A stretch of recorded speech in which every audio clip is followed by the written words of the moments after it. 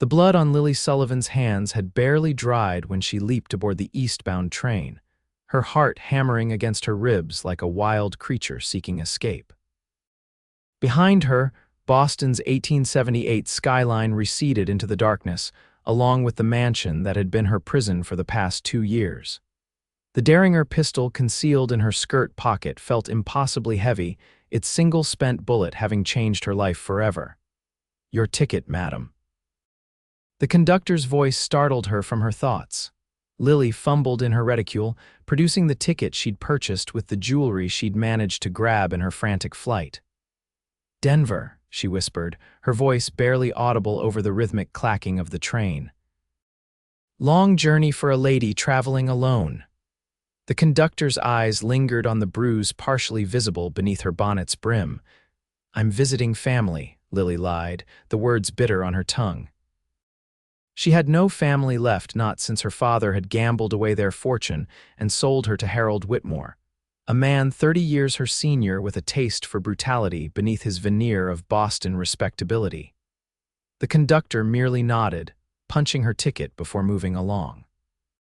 Lily exhaled slowly, watching the Massachusetts countryside give way to the vast expanse of America. She had enough money to reach Denver, but what then? At 22, she had never worked a day in her life, possessed no practical skills, and was now fleeing a murder justified as it may have been. 7 days later, the train pulled into Denver's station with a screech of metal and steam. Lily disembarked on shaky legs, the journey having taken its toll. Her fine traveling dress, once the height of Boston fashion, now hung loosely on her frame, streaked with dust and wrinkled from nights spent sleeping upright. Denver overwhelmed her senses, the noise, the dust, the sheer wildness of it all. This was not the genteel society she knew. Men in dusty boots and wide-brimmed hats strode purposefully alongside women in practical frontier dresses. No one spared her a second glance, for which she was grateful. She located a modest boarding house 2 blocks from the station, where she paid for a week's lodging with her dwindling funds. The room was sparse but clean, and for the first time since her escape, Lily allowed herself to sob great heaving cries that racked her slender body until exhaustion claimed her. Morning brought clarity. She needed to disappear completely, somewhere Harold's connections couldn't reach. Denver was too established, too connected to the east. Scanning the newspaper left in the boarding house parlor, an advertisement caught her eye: Silver Reef, Utah Territory. Mining boom town seeking teachers, seamstresses, cooks, and respectable women. Transportation provided from Denver Station every Tuesday, Silver Reef. The name itself promised something precious, something new. 2 days later, Lily boarded a stagecoach heading southwest, her few possessions packed in a single trunk, the Derringer reloaded with her last bullet hidden in her pocket. The journey to Silver Reef proved more grueling than the train ride. For 5 days, the stagecoach rattled across terrain that grew increasingly rugged and dramatic. Mountains rose in the distance, their peaks touching clouds that seemed close enough to grasp. The other passengers, 2 miners, a salesman of mining equipment, and an older woman heading to join her son, kept largely to themselves, though they shared dried beef and hardtack during stops. On the 6th day, as the sun was beginning its descent behind red sandstone formations unlike anything Lily had ever seen, the driver called out, "Silver Reef ahead." The town appeared suddenly, nestled in a valley surrounded by peculiar silver-streaked cliffs. Unlike the orderly streets of Boston or even the planned grid of Denver, Silver Reef sprawled organically along a main thoroughfare, with smaller paths branching off like tributaries. Buildings constructed of wood, stone, and adobe huddled together saloons neighboring dry goods stores, a small church, and what appeared to be a schoolhouse. The stagecoach halted before the Silver Saddle Hotel, a 2-story structure that, while modest by Eastern standards, clearly represented the height of local luxury. "End of the line, folks," the driver announced, jumping down to help with luggage. Lily descended carefully, her legs stiff from the journey. The air here was different, crisp, dry, scented with sage and dust. As she stood uncertain on the boardwalk, a commotion erupted from the saloon across the street. A man crashed through the batwing doors, landing face first in the dirt road. He was followed by a taller figure who stepped calmly into the fading daylight. "When I say no cheating in my establishment, I mean it, Jenkins." The voice was low, authoritative, tinged with a Western drawl that marked him as native to these territories. The man in the dirt scrambled to his feet, hand moving to his holster but freezing when he saw the calm readiness of his opponent. "You can't prove nothing, Novak," he snarled. "Don't need to. My saloon, my rules. Come back when you're ready to play honest." The standing man adjusted his hat, a worn, wide-brimmed affair that shadowed eyes Lily couldn't yet discern. The chastised gambler spat in the dirt, then slunk away, throwing one last venomous glare over his shoulder. Only then did the saloon owner notice Lily watching. He crossed the street with long, unhurried strides. As he approached, she took an involuntary step back, her hand moving toward her concealed weapon. He stopped, seeming to sense her fear. In the fading light, she could now see him clearly tall, broad-shouldered, with features weathered by sun and wind. His eyes, startlingly blue against his tanned skin, crinkled slightly at the corners as he removed his hat. "Vincent Novak, madam. Welcome to Silver Reef." He gestured to the building behind him. "The Silver Strike Saloon is mine. Don't let what you just saw give you the wrong impression. We run a respectable establishment." Lily found her voice. "Lily Sullivan. I've just arrived from Denver, teaching position." He guessed, noting her attire and speech. "I haven't decided yet." She straightened her spine, summoning the dignity her mother had drilled into her since childhood. "I'm exploring opportunities." Something flickered across his face, understanding perhaps, or recognition of the kind that comes not from prior acquaintance but from shared experience. "Well, Miss Sullivan, Silver Reef has plenty of those." He replaced his hat. "The hotel behind you is clean and fair-priced. Martha's boarding house down the street is cheaper and takes women only if you'd prefer." "Thank you, Mr. Novak." She wasn't sure why she felt compelled to explain herself. "I'm starting over." He studied her for a moment, his gaze lingering on the fading bruise at her temple, then nodded. "Aren't we all?" He turned to leave, then paused. "Miss Sullivan?" "Yes. Whatever you're running from." He stopped at her startled expression. "Don't worry, half the folks here have a past they'd rather forget. What I was going to say is this: you've escaped a life you couldn't endure. You'll start a new one here." With that simple declaration, he tipped his hat and returned to his saloon, leaving Lily standing in the gathering dusk, the weight in her chest lightening ever so slightly for the first time in years. Martha's boarding house proved to be a tidy, two-story clapboard structure run by a formidable widow, whose keen eyes missed nothing but whose tongue asked little. After inspecting Lily's appearance and limited luggage, she assigned her a small room on the second floor, shared with a young woman named Emma who worked as a seamstress. "Rules are simple," Martha explained. "No men above the stairs, no liquor on the premises, curfew at 9 unless you're working respectable evening employment with my prior knowledge. Breakfast at 6, dinner at 6. You're on your own for midday meals. Bath day is Saturday, laundry day Monday, $2 a week, paid in advance." Lily handed over the money, wincing internally at how quickly her funds were dwindling. "Thank you. I'll need to find employment immediately." Martha's expression softened slightly. "Town's growing. Miners need services, families need schooling. What can you do?" The question stopped Lily short. In Boston, ladies of her station weren't expected to do anything beyond maintain a household with servants, play piano adequately, and make polite conversation. None of these seemed particularly marketable skills in a mining town. "I read well," she offered lamely. "I can write cipher and," she hesitated, remembering the countless hours spent helping her father manage household accounts before his gambling debts overwhelmed them. "I understand bookkeeping." Martha nodded thoughtfully. "School's already got a teacher, but Doc Miller was saying just yesterday he needs someone to organize his records and handle correspondence. Man's a brilliant physician, but couldn't keep a ledger straight if his life depended on it. You might try there first thing tomorrow." "I will, thank you."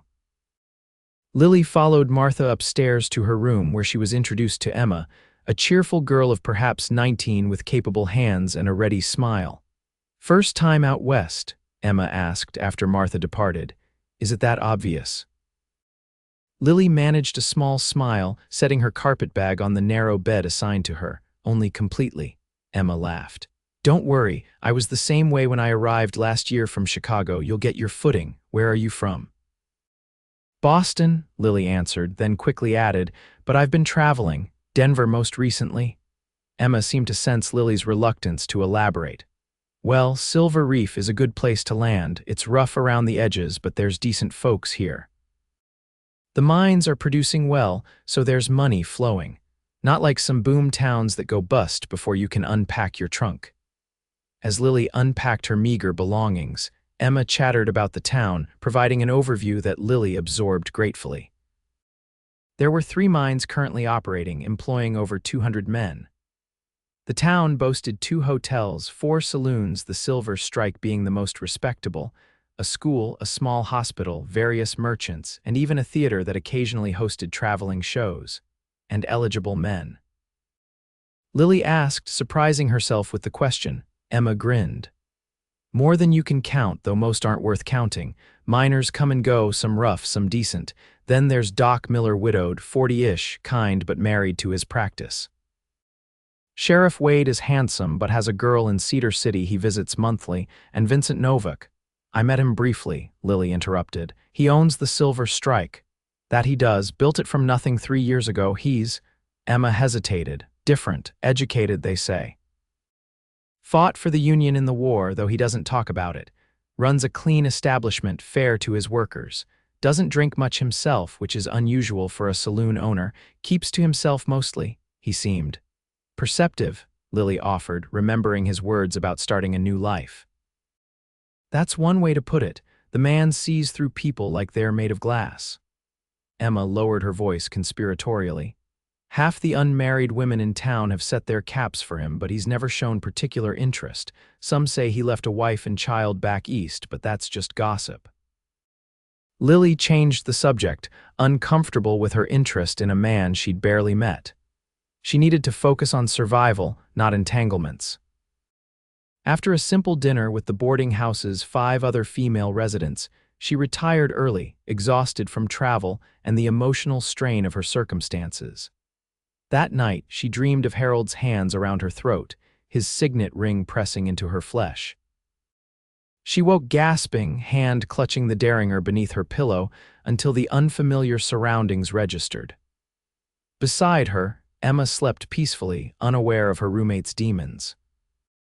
Lily lay awake until dawn, listening to the unfamiliar sounds of Silver Reef, distant laughter from the saloons, the occasional whinny of horses, and the vast, pressing silence of the desert beyond. Morning brought renewed determination. After breakfast, Lily donned her second-best dress, a navy blue cotton with minimal ornamentation, and set out for Dr. Miller's office. The morning air carried a crispness that belied the heat to come, and the town was already busy, miners heading to their shifts, merchants opening shops, women hanging laundry on lines strung between buildings. Dr. Miller's practice occupied a small but well-maintained building near the center of town. A bell jangled as Lily entered, finding herself in a tidy waiting room currently occupied by a miner cradling what appeared to be an injured arm. A door opened, and a man who could only be the doctor emerged, middle-aged, spectacled, with kind eyes and prematurely silver hair. "Be with you in a moment, miss," he said distractedly. "Mr. Peterson here needs stitching up first." "Actually," Lily began hesitantly, "I'm here about the position." "For bookkeeping and correspondence." Dr. Miller looked up properly, his expression brightening. "Are you indeed? Wonderful. Come through to my office once I've sorted Mr. Peterson. Should take about 20 minutes. True to his word, doctor." Miller completed his treatment efficiently, and soon Lily found herself seated across from him at a desk piled high with disorganized papers, ledgers, and medical journals. "As you can see," he gestured ruefully at the chaos, "I'm desperately in need of someone with organizational skills." My nurse, Mrs. Fletcher, handles the patients admirably, but neither of us can make sense of this administrative nightmare. Can you tell me about your experience? Lily took a deep breath. I assisted my father with household accounts for several years. I'm comfortable with bookkeeping, correspondence, and filing systems. It wasn't exactly a lie. She had indeed helped her father before everything collapsed, though she omitted that it had been nearly 4 years ago. Dr. Miller peered at her over his spectacles.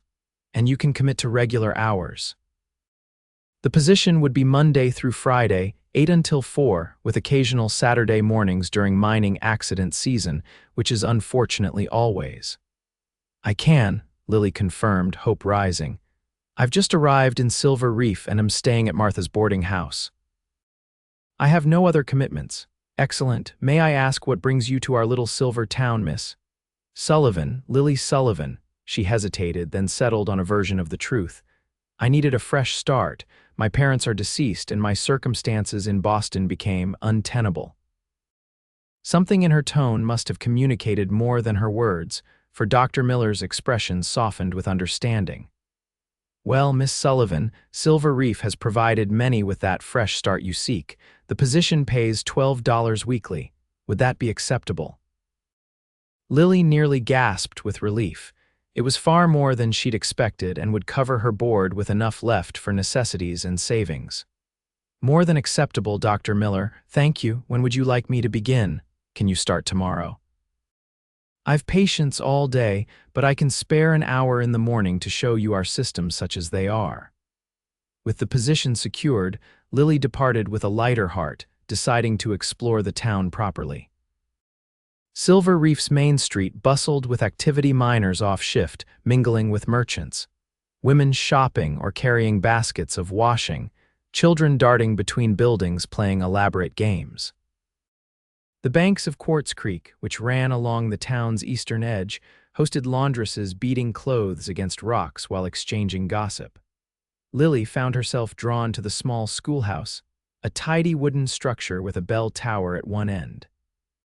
Classes were in session, the teacher's voice drifting through open windows as she guided students through arithmetic.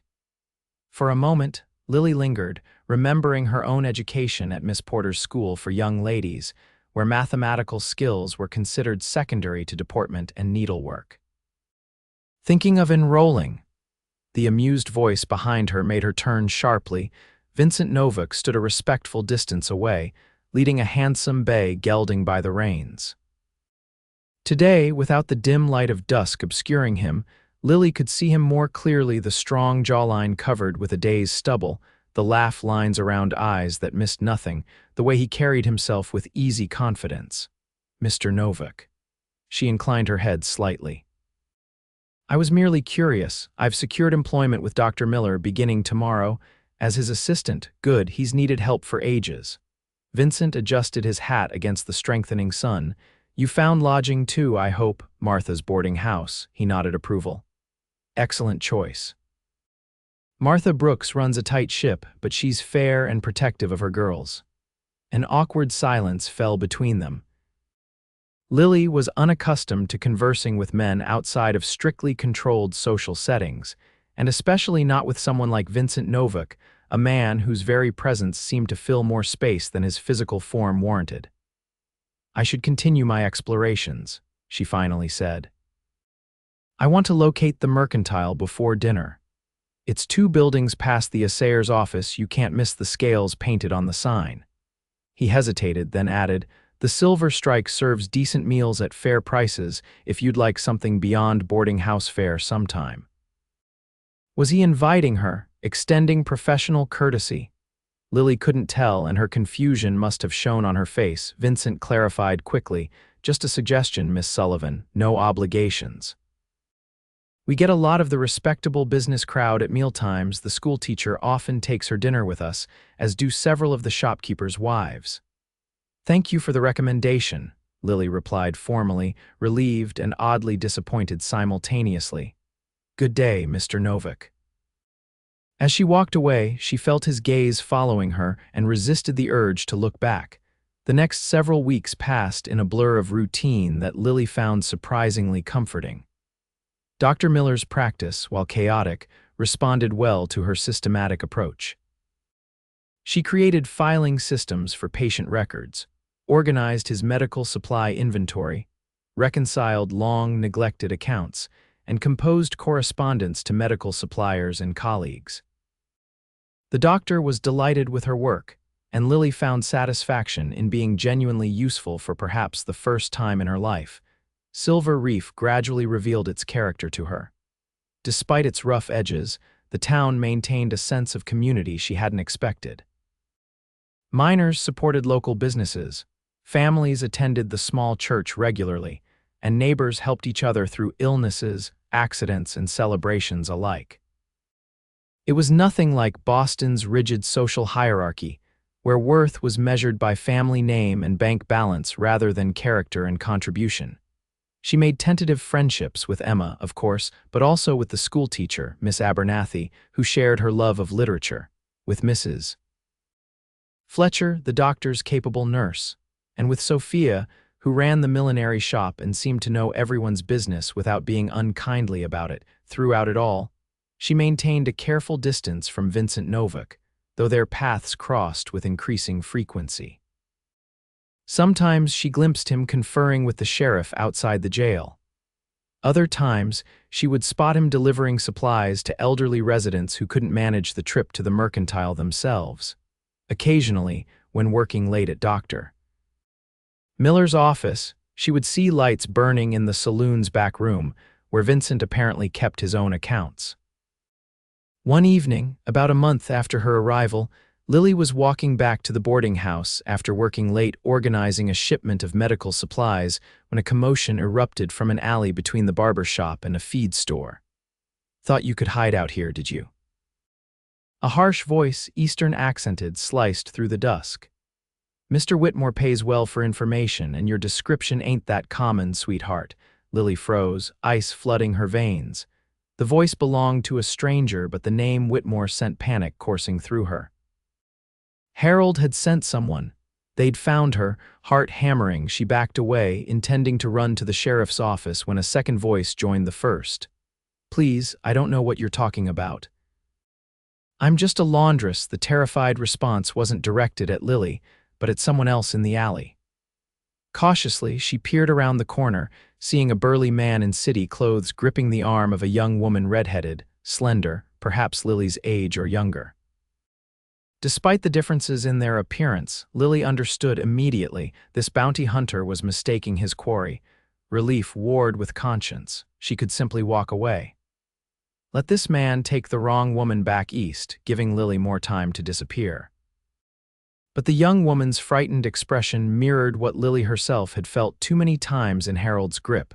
Before she could intervene, another figure materialized at the opposite end of the alley, tall, hat-shadowed, unmistakable. "Evening," Vincent Novak's voice was deceptively casual. "Seems like the lady isn't interested in your company." The bounty hunter turned, keeping his grip on the redhead. "This ain't your business, Cowboy. I'm conducting legitimate business for a client back east." Vincent stepped closer, his stance relaxed but purposeful. "In Silver Reef, bothering one of our residents is everyone's business. That's Julia Watson. She's worked at the Copper Kettle restaurant since before I built my saloon." The bounty hunter faltered, looking more closely at his captive. "You sure? I'm looking for a Boston runaway. Married lady who stole from her husband and fled." From her hidden vantage point, Lily pressed a hand to her mouth. The story had already been twisted: theft instead of self-defense, abandonment instead of escape. "I've never been farther east than Denver," Julia protested. "I was born in Kansas." Vincent nodded. "She's telling the truth. Now I suggest you release her arm before Sheriff Wade gets involved." The bounty hunter looked between Vincent and Julia, doubt creeping into his expression. Finally, he released her with a disgusted shove. "Fine. But I know my quarry came through Denver heading this direction. I'll be watching for her. Red gold hair, green eyes, educated speech, can't hide forever. If you're planning to stay in town while you search, the hotel's that way," Vincent pointed. "And while you're here, I expect you to treat every woman with respect, or you'll answer to more than just me." The bounty hunter straightened his coat with a scowl. Don't threaten me, saloon keeper. Not a threat, just explaining local custom. Vincent's voice remained even, but something in his posture made the larger man step back. After the bounty hunter stalked off toward the hotel and Vincent had escorted a shaken Julia back to her lodgings, Lily remained frozen in place, her mind racing. They were looking for her specifically. She needed to leave, perhaps cut her hair, change her name again, head further west to California or north to Montana. Lost in panicked planning, she didn't notice Vincent's return until he spoke directly behind her. "Miss Sullivan," she whirled, a small cry escaping her lips. Vincent raised his hands placatingly. "I apologize for startling you. Are you all right? You're pale as a ghost." Yes, fine." The lie was transparent even to her own ears. He studied her face, then glanced meaningfully toward the alley where the confrontation had occurred. "You heard all that, I'm guessing," she nodded, unable to form words. "The man was looking for someone specific," Vincent continued carefully. "Someone who might share certain characteristics with you." Lily straightened her spine. "Mr. Novak, I don't know what you're implying, but I'm not implying anything." His voice remained gentle. "But if someone were in a situation where they were being pursued unjustly, they would find friends in Silver Reef. The sheriff, for instance, is remarkably incurious about people's pasts if they're conducting themselves properly in his town." Tears threatened at his unexpected kindness. "Why would you help someone you barely know? What if they had done something truly wrong?" Vincent's blue eyes held hers. "Most folks don't flee across the country unless they're desperate, and I've found that desperate people usually have good reasons." He paused. "Besides, I'm a fair judge of character, have to be in my line of work." Before Lily could respond, footsteps approached from the main street. Vincent stepped back to a more proper distance just as Dr. Miller appeared. "Ah, Miss Sullivan and Mr. Novak, good evening to you both." The doctor looked between them curiously. "Evening, Doc," Vincent greeted him. "I was just escorting Miss Sullivan back to her boarding house." "Getting dark earlier these days." Dr. Miller nodded approval. "Very gentlemanly of you. Miss Sullivan, I won't keep you, but I wanted to mention that those medical journals you organized have already saved me considerable time. I've located research I'd forgotten I possessed." "I'm glad to hear it," Lily managed, her voice steadier than she felt.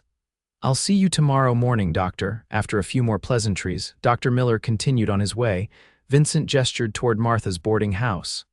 "May I walk with you the rest of the way?"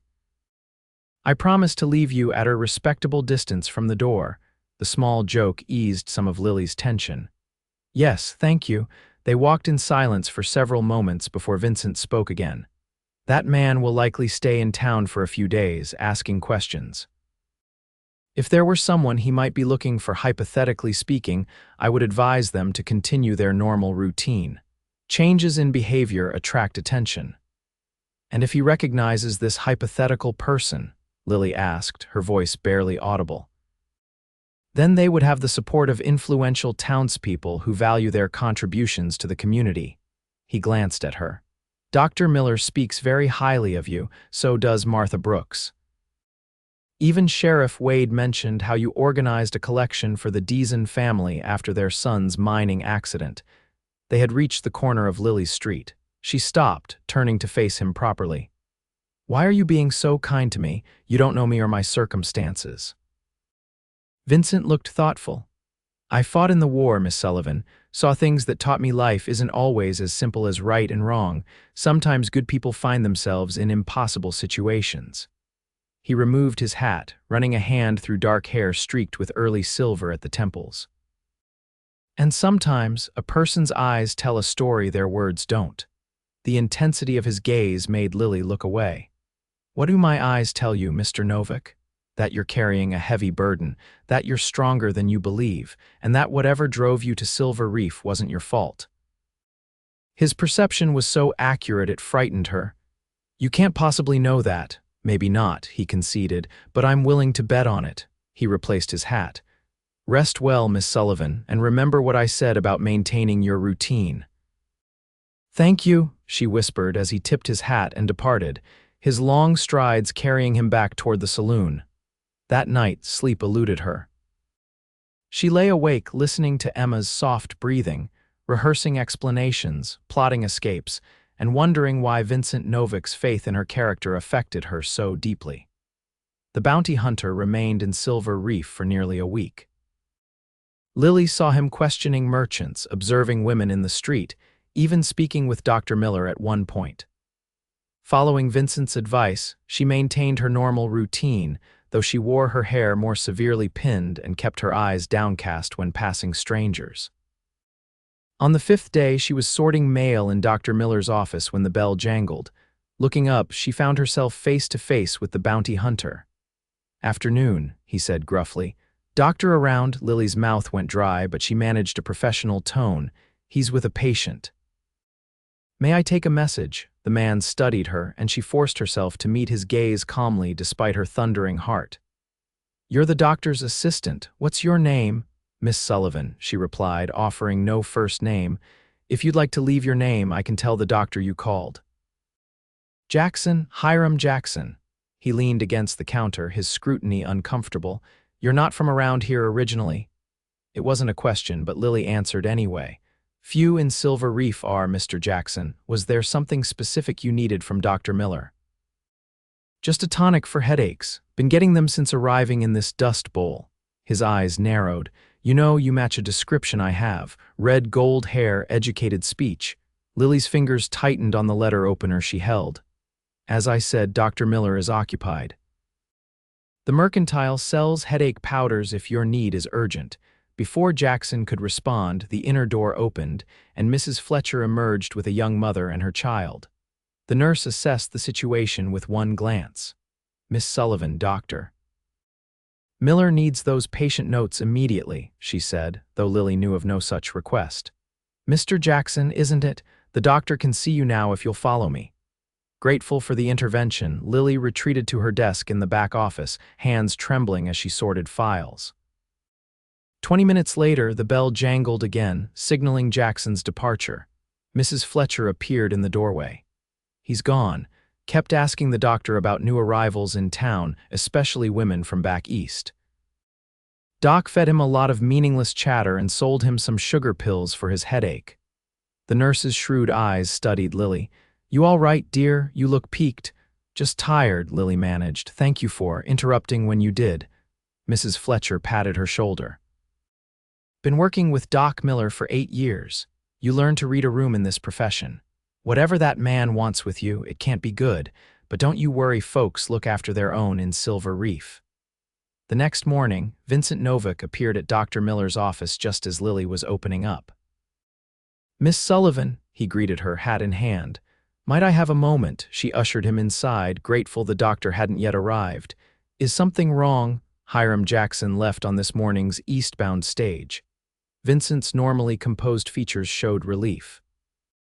Sheriff Wade made it clear his presence was unwelcome if he continued harassing local women. The tension Lily had been carrying for days eased slightly. "Thank you for telling me," Vincent nodded. "I thought you'd want to know immediately." He hesitated, then added more quietly, he was asking specific questions about Boston society women. About a Mrs. Whitmore who allegedly shot her husband and fled with family jewels. Lily's breath caught. "I see." "The good news is that Harold Whitmore survived," Vincent continued, watching her carefully. "The bad news is that he's dedicated significant resources to finding his wife." She sank into her desk chair, legs suddenly weak. "How do you know all this?" "I have connections in Denver." "Made some inquiries." He remained standing, keeping a respectful distance. "Lily, Miss Sullivan, I don't need to know details, but if you're in danger, I want to help." The use of her first name, spoken with such genuine concern, broke something inside her. Tears she'd held back for weeks spilled over. "He would have killed me," she whispered. "That night, he'd done it before the beatings, but that night was different. I saw it in his eyes." The memories flooded back Harold's rage when she'd refused his advances, the whiskey on his breath, his hands around her throat. The Derringer was in the bedside table, his Derringer. I just reached for it. Vincent moved closer, offering a clean handkerchief. "You defended yourself." "I did." She dabbed at her tears. "But who would believe me over him?" Harold Whitmore, respected businessman, grieving widower who married the destitute daughter of his old friend to honor a promise. Against Lily Sullivan Whitmore, who everyone knew married for security after her father gambled away their fortune. "I believe you," Vincent said simply, "and so would anyone who knows the kind of woman you are." She looked up at him, seeing no judgment in his eyes. "The kind of woman who shoots her husband and flees across the country, who lies about her identity, the kind who organizes charity for injured miners' families," he interrupted gently, "who treats every patient in Dr. Miller's office with dignity regardless of their station, who reads to old Mrs. Carruthers on Sunday afternoons because her eyesight is failing." Lily stared at him. "How do you know about Mrs. Carruthers?" A small smile touched his lips. "Small town, I make it my business to know what happens in Silver Reef," he sobered. "Jackson won't be the last person looking for you, but now we know what we're dealing with, we can be prepared." "We," the word hung between them, laden with meaning Lily wasn't sure she was ready to acknowledge. Vincent held her gaze steadily. "You're not alone anymore, Lily." Before she could respond, the front door opened, and Dr. Miller bustled in, bringing with him the day's responsibilities and temporarily ending their conversation. But as Vincent departed with a respectful nod, Lily felt something shift between them, a trust established, a connection formed that went beyond mere neighborly concern. Over the following weeks, as summer gave way to fall, Lily found herself drawn increasingly into Silver Reef's community. What had begun as a hiding place became, gradually but unmistakably, a home. She volunteered at the small library one evening a week, joined the Ladies' Aid Society that supported miners' families during illnesses or accidents, and even accepted an invitation to Sunday dinner with Dr. Miller's family. Her relationship with Vincent evolved too slowly, cautiously, but with undeniable purpose. He began escorting her home from the library on her volunteer evenings, their conversations ranging from books they'd both read to their differing experiences of the East Coast. She learned he had grown up in Pennsylvania, educated at his mother's insistence despite his father's disapproval, and had fought for the Union before heading west to escape memories of the war. "What made you choose Silver Reef?" she asked one crisp October evening as they walked along Quartz Creek, the cottonwoods shedding golden leaves around them. Vincent considered the question. "I was drifting, taking odd jobs, ranch hand, freight hauler, even dealt cards for a while. Then I passed through here when the silver boom was just starting. There was an energy to the place, a sense of possibility." He smiled at the memory. "I won the saloon in a poker game, if you can believe it. Previous owner was eager to cash out and head to San Francisco." "So you stayed because of a card game?" Lily found this difficult to believe of a man who seemed to make such deliberate choices. "I stayed because it felt right," he corrected. "Like somewhere I could build something lasting. And the town needed businesses that weren't looking to swindle miners out of their wages." "Is that why your saloon has a reputation for fairness? Even the temperance ladies speak well of you, which seems a contradiction." Vincent laughed, the sound warming her even through her shawl. "I run an honest business, no watered whiskey, fair games, good food, and I don't let men drink themselves insensible. Bad for them, bad for business." He glanced at her. "What about you? If circumstances had been different, would you have chosen Silver Reef?" Lily pondered this. "I never imagined myself anywhere but Boston until I had to leave. But now," she looked around at the dramatic landscape, the sandstone cliffs glowing in the setting sun, "I can't imagine being anywhere else, even though it's not what you were accustomed to. No theaters, no fancy shops, no society balls, especially because of that," she said with sudden conviction. "Here, people value what you contribute, not your family name or bank account. It's freeing." They had reached a bend in the creek where a fallen log provided a natural bench. By unspoken agreement, they sat, watching the water ripple over stones. "May I ask you something personal?" Vincent's voice was hesitant, unusual for him. "Of course." "Your husband Whitmore, the marriage wasn't your choice, was it?" Lily tensed, then deliberately relaxed. Vincent knew the worst of her story already. There was little point hiding the rest. "No, my father arranged it before he died." Harold had been his business associate and held most of our family's debts. The marriage forgave those debts and provided for my mother until her death last year. How old were you? His voice was carefully neutral. 20. She stared at the creek, remembering. Harold was 48, widowed, no children. He presented himself as my savior, offering security when we faced complete ruin. A bitter laugh escaped her. He waited until after the wedding to show his true nature. Vincent's hand moved as if to cover hers, then stopped, respecting the boundaries between them. I'm sorry, Lily. No one should endure what you did. The strangest part, she continued, surprising herself with her candor, is that I believed I deserved it somehow. That I'd failed as a wife, as a woman, when I couldn't make myself love him or even tolerate his touch. You deserved none of it, Vincent said firmly. And you were right to defend yourself. The simple validation, offered without hesitation, loosened something tight inside her chest. Thank you for that, and for seeing me as I am now, not defined by what happened. This time, Vincent did reach for her hand, his touch questioning. When she didn't pull away, his warm fingers enveloped hers. Who you are now is remarkable, Lily Sullivan, never doubt that. The moment stretched between them, charged with possibilities neither was quite ready to name. Finally, Vincent stood, gently helping her to her feet. We should head back. Martha will be wondering where you are. As they walked back toward town in companionable silence, Lily felt a certainty growing within her that whatever came next, she would face it not as a victim fleeing her past, but as a woman claiming her future. November brought the first dusting of snow to Silver Reef's higher elevations, transforming the red rock landscape into a study in contrasts. The town prepared for winter, storing supplies, reinforcing buildings, organizing community resources for the times when weather might isolate them from larger settlements. Lily found herself busier than ever. Beyond her work with Dr. Miller, she had taken on additional responsibilities, helping the schoolteacher prepare for the Christmas pageant and organizing the annual winter clothing drive for minors' children. The work was satisfying, her days full and purposeful. Her friendship with Vincent had deepened, though both maintained a careful propriety that acknowledged her still married status and the town's watchful eyes. They were often seen in each other's company at community events, and he made a habit of dining at the restaurant where she took her midday meal, their conversations becoming a highlight of her days. You've become quite the pillar of the community, he remarked one afternoon as they shared a table at the Copper Kettle. I heard Mrs. Preston say yesterday that she can't imagine how Silver Reef managed before you arrived. Lily smiled, pleased despite herself. Mrs. Preston is being kind. I'm simply doing what needs doing.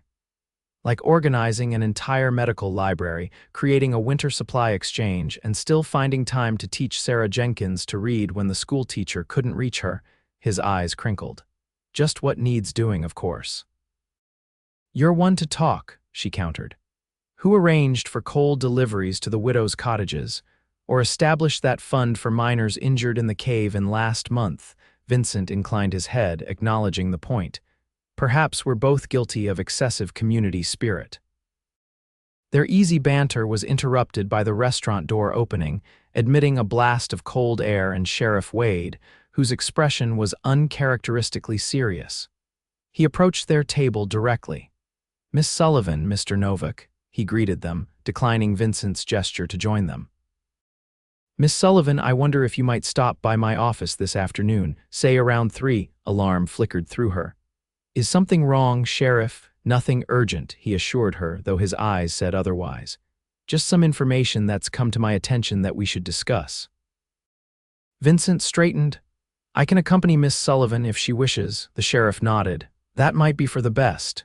With a tip of his hat, he departed, leaving a chill at their table that had nothing to do with the open door. What do you think it means? Lily asked, appetite gone. Vincent's expression was grave. I'm not sure, but we'll face it together. At 3 o'clock precisely, they presented themselves at the sheriff's office. Wade ushered them in, offering coffee, which both declined. I received a telegram from the Denver authorities yesterday, the sheriff began without preamble. They've been in communication with Boston police about a fugitive warrant. Lily's hands twisted in her lap. For me, Wade nodded grimly. For Lily Sullivan Whitmore, wanted for the attempted murder of Harold Whitmore on the night of April 18, 1878.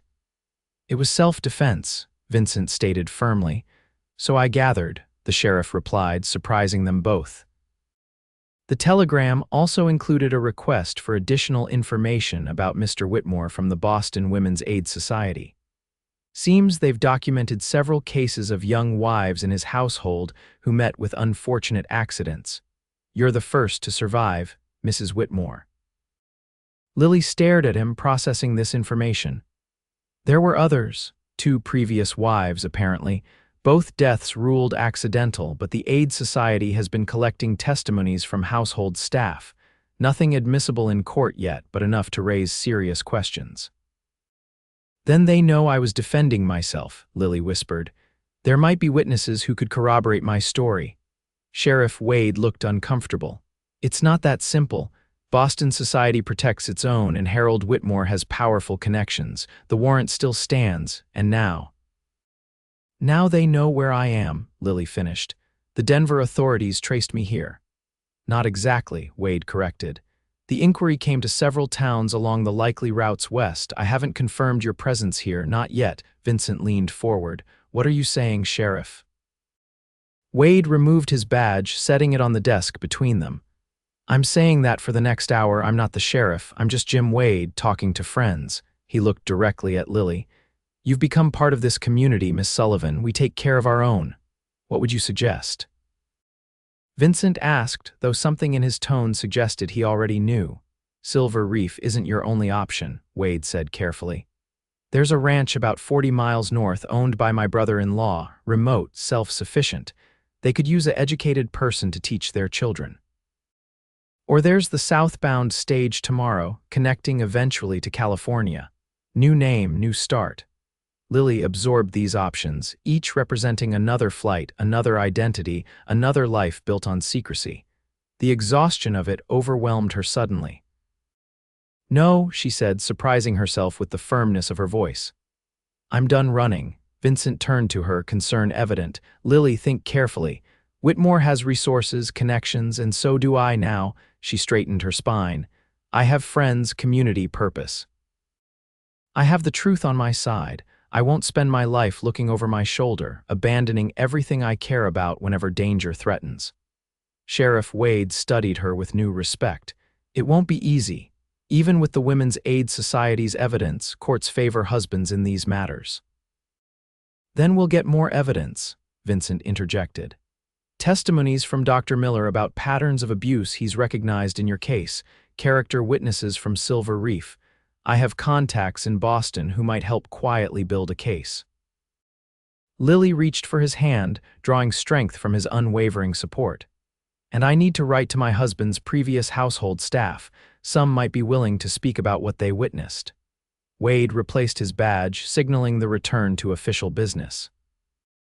I'll delay my response to Denver for as long as I reasonably can. Say I'm investigating. That buys us some time. As they left the sheriff's office, the winter sun was already low in the sky, casting long shadows across Silver Reef's main street. Vincent guided Lily toward the creek path rather than the more populated boardwalk. Are you sure about this? He asked when they were alone. Fighting instead of fleeing, Lily considered the question seriously. When I left Boston, I had nothing but terror driving me. I didn't choose Silver Reef so much as it chose me, but now... She gestured to the town spread below them, lights beginning to glow in windows against the gathering dusk. Now I have something worth fighting for. I won't let him take that from me. Vincent studied her face, his expression softening. You are the bravest person I've ever known, Lily Sullivan. Not brave, she corrected. Just tired of fear dictating my choices. They walked in silence for several minutes before Vincent spoke again, his voice carefully neutral. Whatever happens, whatever you decide. I hope you know that is my feelings. He stopped, frustration evident in his normally composed features. Lily felt her heart quicken. Your feelings, he turned to face her directly, are far deeper than friendship or neighborly concern. But I would never presume. Given your circumstances and the propriety, she silenced him by placing her gloved hand against his cheek, a bold move that surprised them both. Vincent, I know, and I feel the same. The confession hung between them, both liberating and complicated. They were standing closer now, his hand coming up to cover hers. When this is resolved, he said softly, when you're free legally and completely. Yes, she agreed, understanding all he wasn't saying. But until then, I'll be by your side however you need me. He pressed a kiss to her palm, then gently lowered her hand. As friend, as ally, as hope, she finished, for a future I'm only beginning to imagine. The next morning brought a fresh dusting of snow and renewed determination. With Sheriff Wade's tacit blessing, Lily, Vincent, and their growing circle of allies began building a defense against the charges Harold Whitmore had leveled. Dr. Miller provided a medical assessment documenting old injuries consistent with physical abuse. The Boston Women's Aid Society, contacted through Vincent's connections, supplied testimonies from servants who had witnessed Whitmore's violence toward previous wives. Most surprisingly, Harold's own sister responded to Lily's carefully worded letter with a detailed account of her brother's history of cruelty, which had begun in childhood. I have remained silent too long, she wrote. I will not see another woman destroyed by my brother's demons. December arrived with bitter cold and holiday preparations. Despite the serious work continuing behind the scenes, Silver Reef embraced the season with characteristic enthusiasm, decorating the town square with evergreen boughs, planning the Christmas Eve dance, and organizing gift exchanges for the children. Lily threw herself into these activities, refusing to let uncertainty dim the joy she'd found in her adopted home. If these might be her last weeks in Silver Reef, she was determined to make them meaningful. The Tuesday before Christmas, as she was helping decorate the schoolhouse for the children's pageant, Sheriff Wade appeared at the door, snow dusting his shoulders. Miss Sullivan, might I have a word?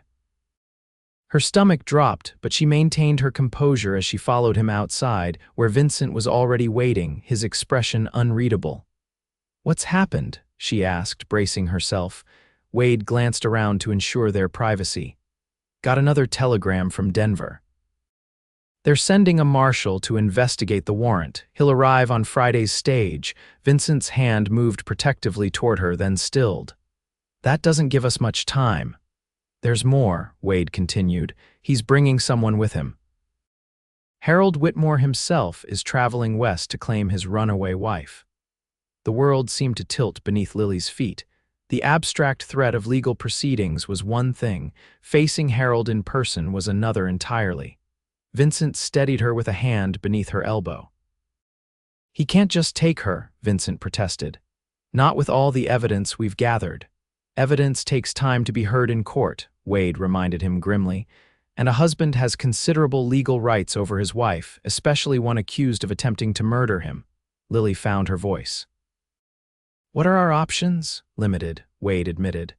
Without a formal hearing, which would take place in Denver at minimum, Whitmore has the law on his side. He could compel your return to Boston immediately.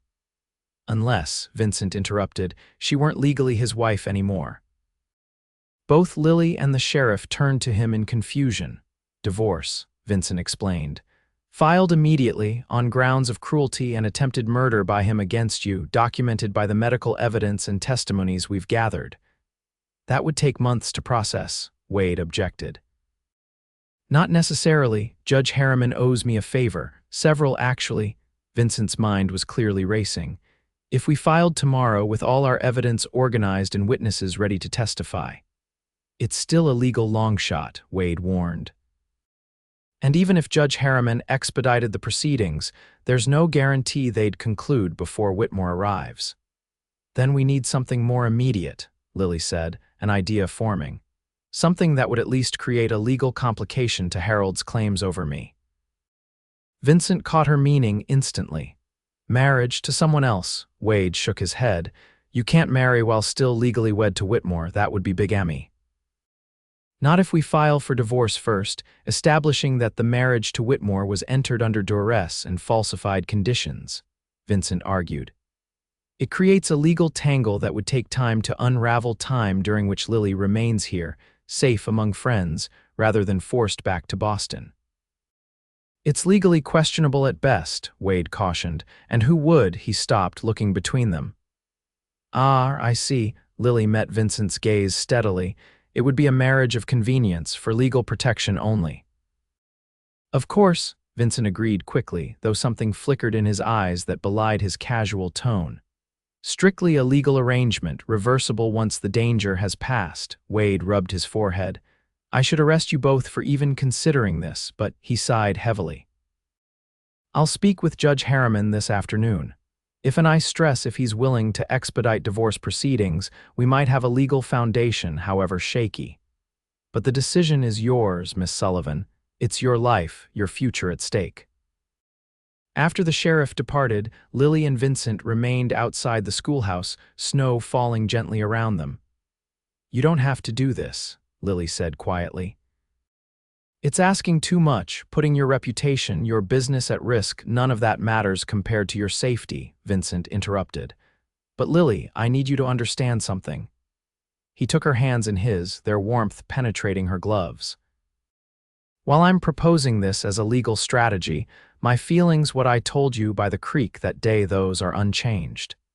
If we do this, it may begin as a marriage of convenience, but for me. For me as well, she whispered, finally allowing herself to voice what had been growing between them for months. But I won't trap you in a union that might never be legally recognized. If we do this, you must promise me that when the danger has passed, if you wish to end our arrangement, I will understand completely. His response was to lift her hand to his lips, pressing a kiss to her fingers with such tenderness it brought tears to her eyes. That is a promise I have no intention of keeping, Lily Sullivan, but I make it nonetheless, if it eases your mind. The next 48 hours passed in a blur of legal maneuvers, clandestine meetings, and preparations. Judge Harriman, a gruff but fair-minded man who had known Vincent since the earliest days of Silver Reef, agreed to hear the divorce petition as an emergency matter. Dr. Miller, Mrs. Fletcher, and several other townspeople provided sworn statements about Lily's character and the evidence of past abuse they had observed. By Thursday evening, Judge Harriman had provisionally granted Lily's petition for divorce on grounds of cruelty and endangerment, though he warned that the ruling might be challenged in higher courts. It was, however, sufficient legal foundation for what came next.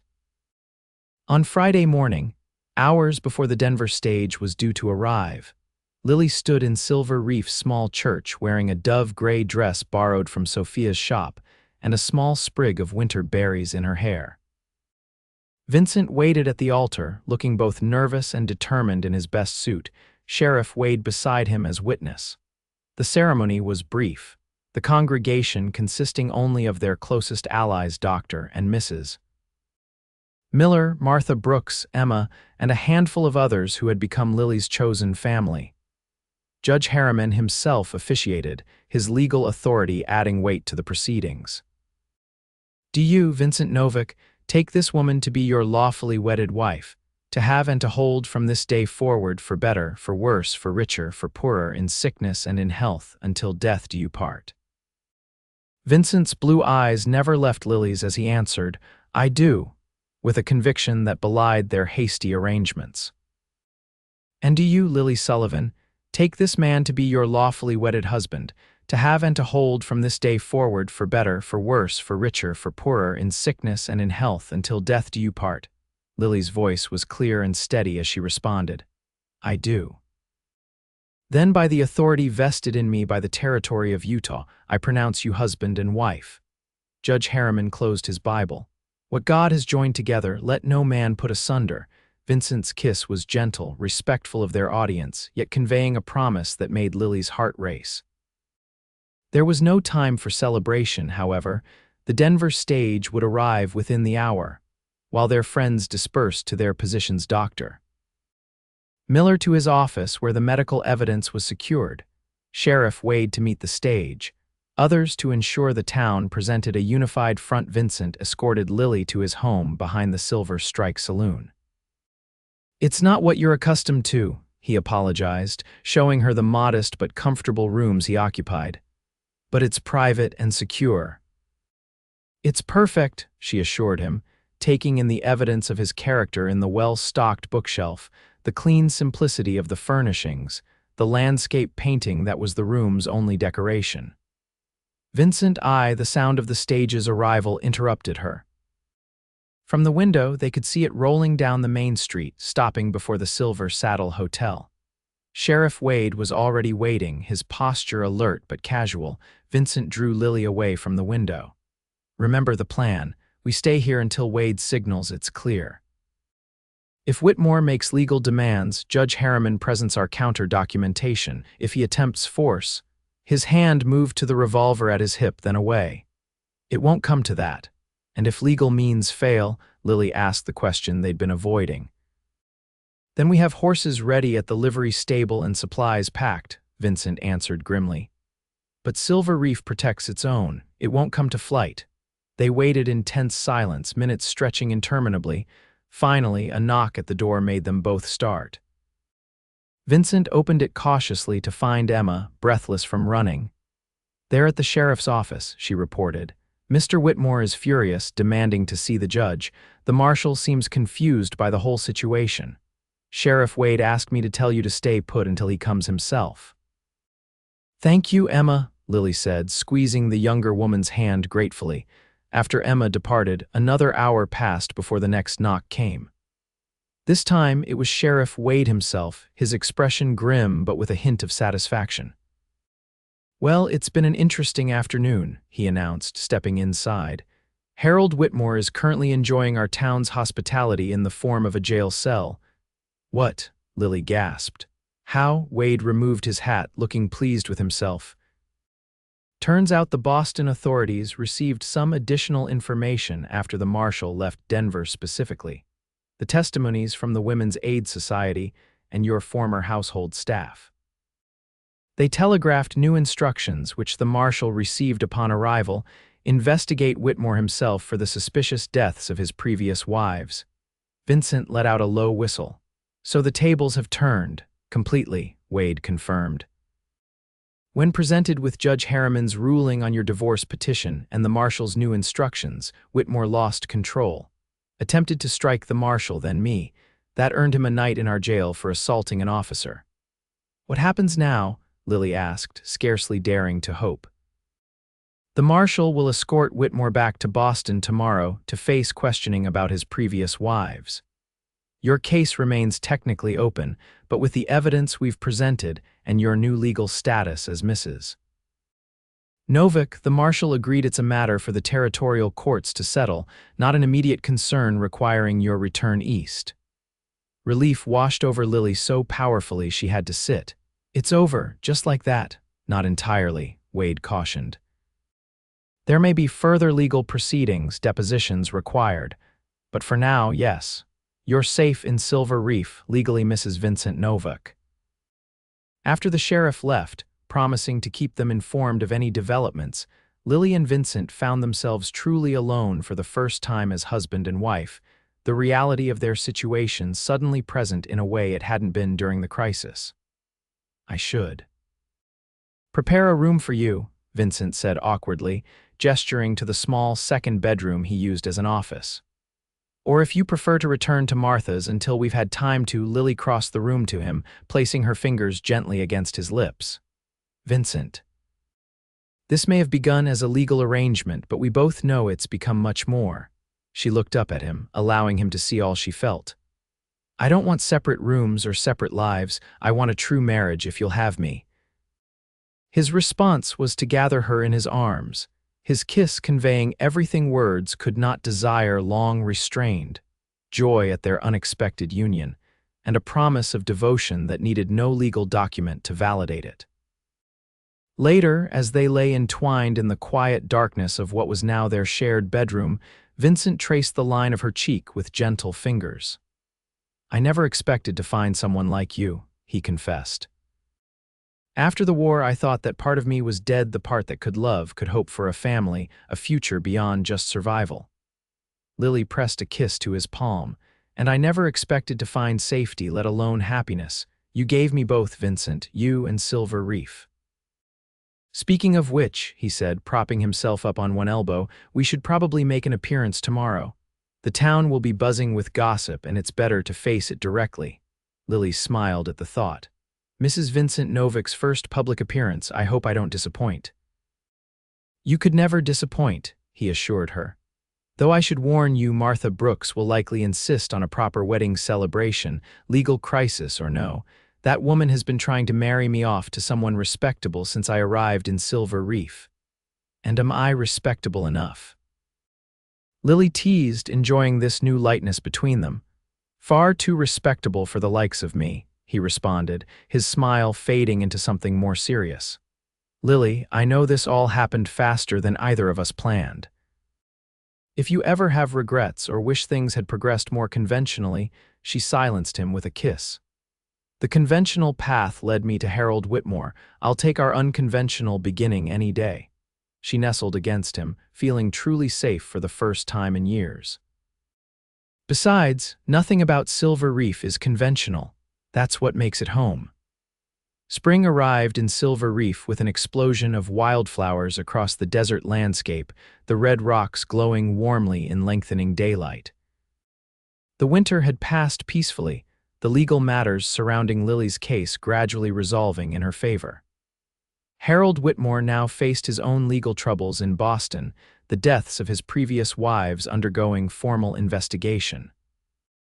Lily and Vincent's hasty marriage had evolved into a partnership that surprised them both with its depth and ease.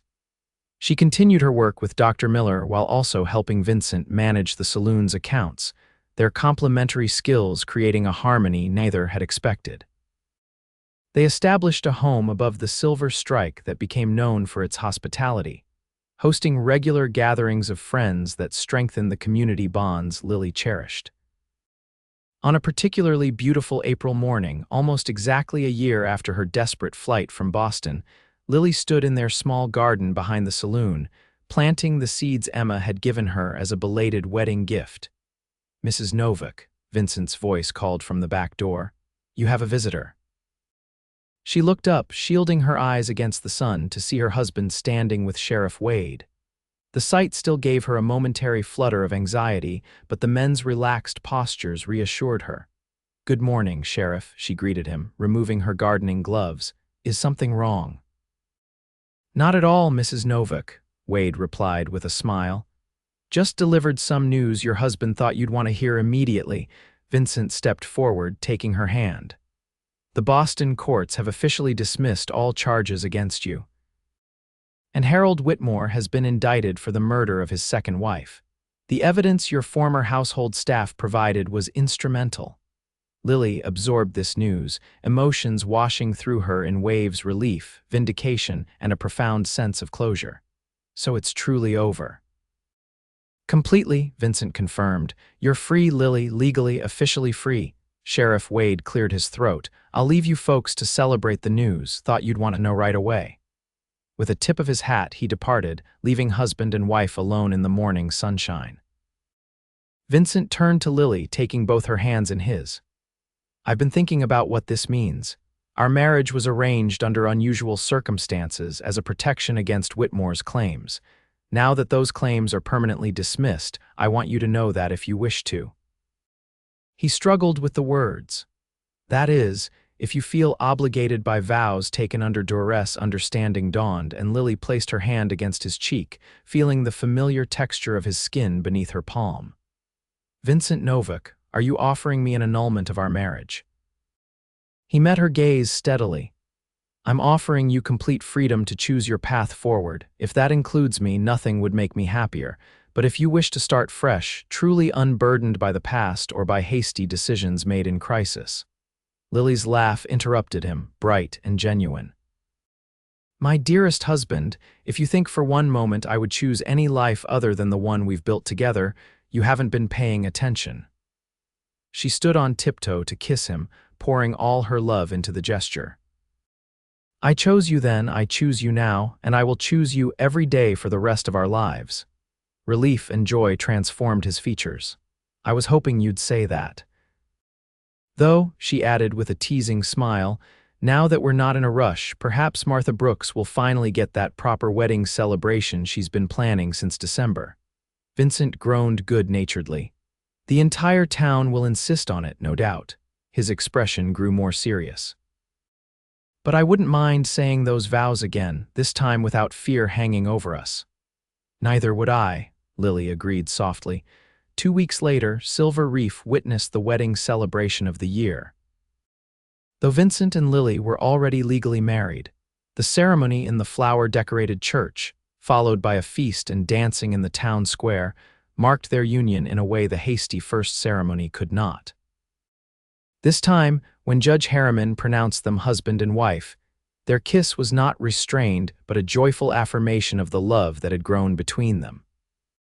As the celebration continued into the evening, lanterns lighting the square as miners, merchants, and townspeople danced to the lively music of a hastily assembled band, Vincent led Lily away from the crowds to a quiet spot overlooking the town.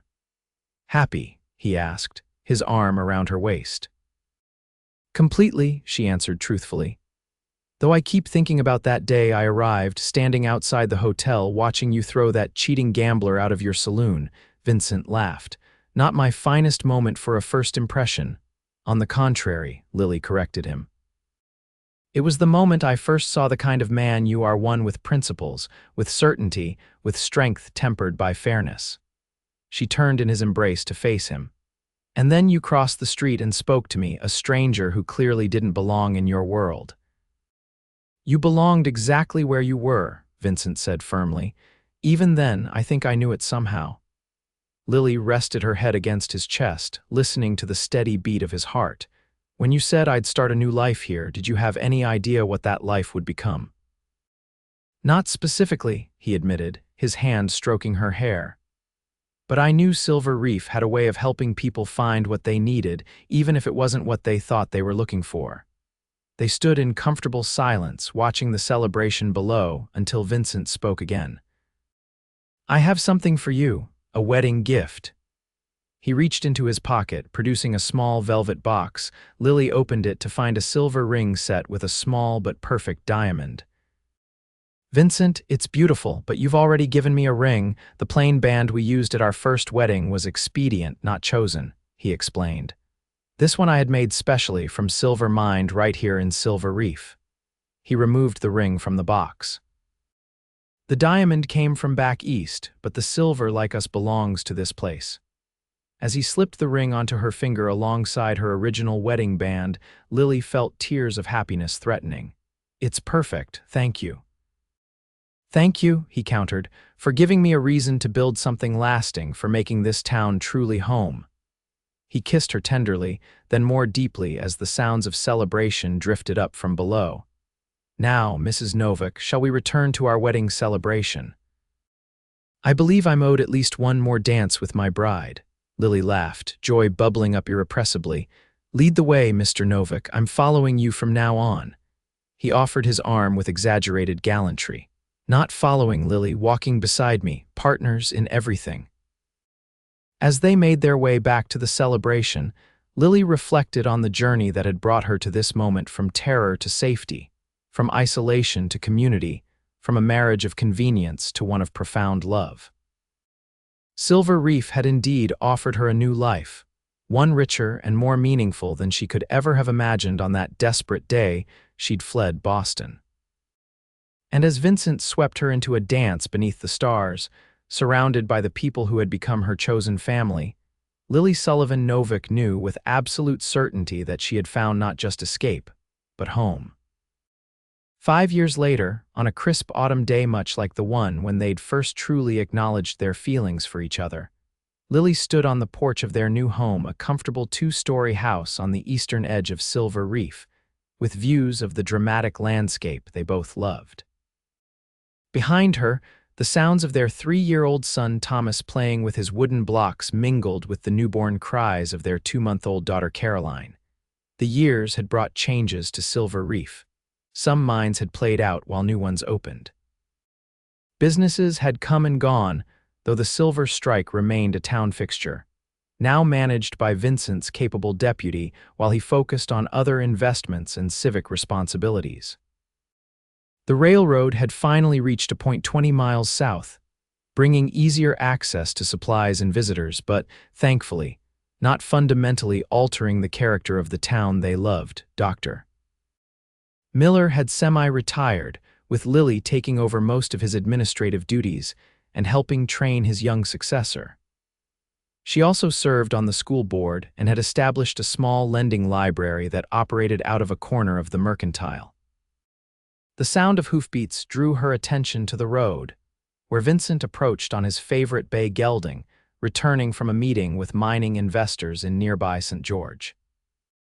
He dismounted in one fluid motion, secured his horse, and climbed the porch steps with a smile that still made her heart skip. "How are my favorite people in all of Utah Territory?" he asked, kissing her in greeting. "Missing their father," Lily replied, leaning into his embrace. "Thomas has been asking when you'd return since breakfast, and Caroline has been particularly vocal about your absence." "Then I should remedy that immediately," Vincent said, following her into their home. Thomas spotted him first, abandoning his blocks to launch himself at his father's legs with a joyful "Papa." Vincent swung him up into the air, eliciting delighted giggles before settling him on his hip. "Have you been helping your mother while I was away?" he asked seriously. Thomas nodded with equal gravity. "I've been very quiet when Caroline is sleeping, and I helped water the garden, and I didn't touch Papa's books even though I wanted to see the pictures." "Excellent work, Deputy," Vincent praised him. "I believe such responsibility deserves a reward." He produced a small, carved wooden horse from his pocket, causing Thomas's eyes to widen with delight. Lily watched them with a full heart before retrieving Caroline from her cradle in the corner. The baby blinked sleepily before focusing on her father with an intensity that always amused them both. "She has your analytical expression," Lily observed, transferring the infant to Vincent's arms as Thomas scrambled down to play with his new toy. "And your determination," Vincent countered, smiling as Caroline gripped his finger with surprising strength. "How was everything while I was gone?" "Peaceful," Lily assured him. "Though Sheriff Wade stopped by to ask if you'd serve on the town council next term. Apparently Judge Harriman is retiring to San Francisco and they need someone with a good head for territorial law." Vincent raised an eyebrow.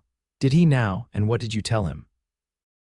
"That you'd consider it, but that your primary commitments were to your family and business." She smoothed Caroline's wispy hair. "Though I think you'd make an excellent councilman if you're interested." He studied her face. "Would you mind?" "It would mean more responsibilities, more demands on my time." "Vincent Novak, have I ever objected to you serving this community?" Lily's tone was gently teasing. "As long as you remember to come home to us, I support whatever path you choose." Later that evening, after the children were asleep, and they sat together on the porch watching the sunset paint the cliffs in fiery hues, Vincent turned to Lily with an expression she recognized, one that meant he had something important to discuss. "I received a letter while in St. George," he began, "from Boston." Lily tensed slightly, old habits dying hard. Though Harold Whitmore had died in prison 2 years earlier, his crimes finally catching up to him. "Oh, from your former sister-in-law, actually, Margaret Whitmore Jenkins." He reached for Lily's hand. "She's been managing the estate since Harold's death, as you know. Apparently, there was a provision in your marriage contract that never came to light during the legal proceedings, a settlement to revert to you in the event of his death." Lily frowned in confusion. "I don't understand." "Harold controlled everything." "Not this." Vincent squeezed her hand. "Your father, for all his faults, apparently insisted on this provision, a separate trust in your name, untouchable by Harold, to be released upon his death. Margaret only discovered it recently when reviewing old documents with the family attorney." "How much?" Lily asked, uncertain how to feel about this unexpected connection to her past. "Enough," Vincent answered. "Enough that you never need worry about security again, enough to establish trusts for Thomas and Caroline, enough to do considerable good in Silver Reef if that's what you wish." Lily sat with this information, watching the last light fade from the cliffs. "It feels strange," she finally said. To benefit from a connection I've worked so hard to put behind me. It's not from Harold, Vincent pointed out gently. It's from your father, his final attempt, perhaps, to protect you from the man he unwittingly delivered you to. Tears pricked Lily's eyes at this interpretation. Her feelings toward her father had been complicated anger at his gambling that had destroyed their security, resentment at being offered as essentially collateral for his debts, yet understanding of the desperate choices poverty forces on people. "What should we do with it?" she asked. Vincent considered this. "It's your inheritance, Lily, your choice entirely." She thought of Silver Reef, the town that had embraced her, protected her, given her a home when she had nothing. "I want to establish a proper library," she decided. "And perhaps a fund for women and children in difficult circumstances to help them build independent lives." Vincent smiled, unsurprised. "Like you did." "With considerably more support than I had initially," she amended. "No one should have to flee across the country alone or marry a stranger for protection, however fortunately that particular arrangement turned out." He laughed, pulling her closer. "Fortunately indeed." As the stars emerged in the clear desert sky, Lily leaned against her husband's shoulder, contemplating the journey that had brought them to this moment. From desperate escape to profound belonging, from expedient marriage to deepest love, from wounded survivor to confident woman with purpose and family. "Do you ever think about how different our lives might have been?" she asked. "If I hadn't chosen Silver Reef that day in Denver, if you hadn't happened to be outside your saloon when I arrived?" "Sometimes," Vincent admitted. "But then, I remember something my mother used to say, that the most important choices in life don't feel like choices at all when you're making them. They feel like recognition, like coming home to something you've always known." Lily nodded, understanding perfectly. "Like when you told me I'd start a new life here, and like when you decided to stay and fight instead of running again." He brushed a strand of hair from her face, his touch as tender as it had been the first time. "Some choices are just destiny recognizing itself." Inside, Thomas called out in his sleep, a habit he was gradually outgrowing. Lily and Vincent exchanged a smile before rising to check on their children, hands linked as they moved through the home they had built together. And later, as moonlight streamed through their bedroom window, Lily reflected that of all the new beginnings Silver Reef had offered her, the greatest was the discovery of her own strength, the courage to stop running, to trust, to love without fear.